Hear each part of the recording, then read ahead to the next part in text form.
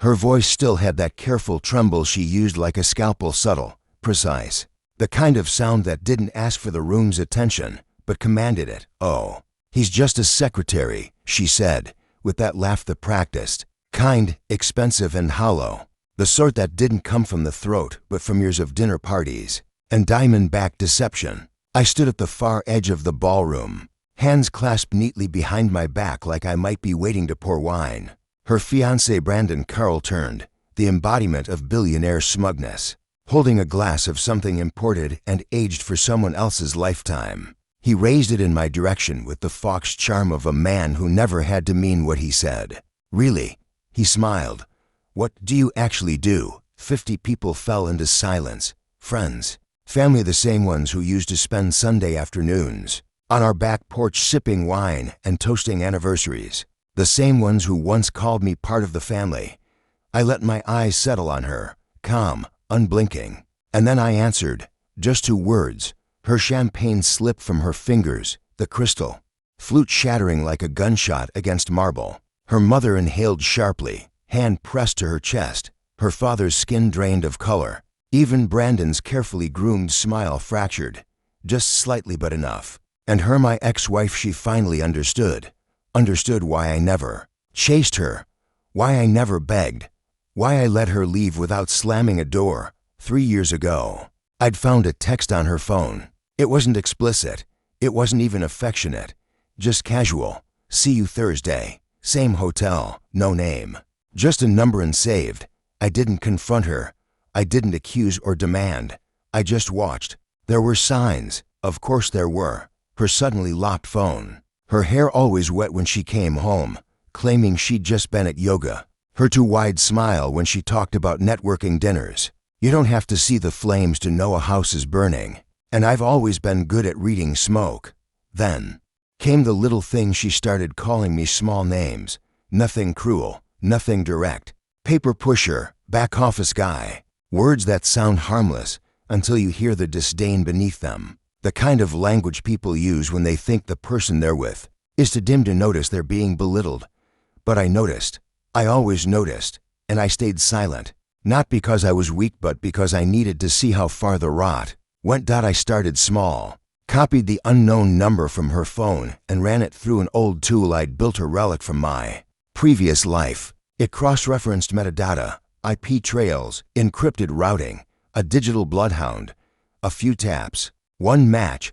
Brandon Carl, founder, philanthropist, billionaire, engaged, but not to her, not then. Not when it began. I dug deeper. They met 2 years before she asked for the divorce. She told me we'd grown apart, that I lacked ambition. She didn't mention the private jets, the jewelry, the long Paris weekends while I thought she was visiting her mother in Vermont. I found hotel invoices, private flight logs, photos that were never posted. Then I found the NDA tucked under a shell company, masked by layers of offshore legalese. A silence bought and signed. I copied it all. Every file, every receipt. Still, I never spoke a word. Let her take the house. Let her smile like she'd won. Let her introduce me at parties with that same amused indifference, as just a secretary. I nodded and smiled because she never knew the truth. She never knew I owned the company. She never knew I'd hired Brandon's firm 5 years ago to consult, then quietly acquired it 2 years later through a tangle of holding structures. Never knew I sat 3 floors above her fiancé every Tuesday reviewing contracts that bore my signature buried in footnotes he never read. But she would. Last month, I invited her parents to a meeting. No context. Just a discreet envelope with a legal seal. She came to, confused and annoyed. I handed them a file. Inside, timelines, messages, travel logs, credit card records, a copy of the NDA, and a love letter from Brandon addressed to another woman, his other fiancée, dated just 3 months ago. Her mother cried. Her father turned crimson. She said nothing, didn't blink. I watched the math happen in her eyes. The years, the lies, the layered betrayal. She looked at me like I was a stranger, and maybe I was, because I was never the quiet man she left behind. I was the one who held the blueprint, the one who let her drift just far enough to make sure she'd be the one to fall. That party, her engagement celebration, was a spectacle, lavish, ostentatious, absurd in its wealth. She invited me, dressed it as civility, but I saw it for what it was, performance and provocation. I wore a tailored suit, dark, modest, unremarkable unless you knew the name stitched in silk behind the collar. I mingled, smiled politely, waited, then Brandon lifted his glass and asked that question. I let the room still, met her eyes, then his, and answered, asset intelligence. They didn't understand the words, not really, but they understood the reaction. Brandon flinched barely, but it was enough. Her face drained of certainty. She stepped forward, voice thin. What does that mean?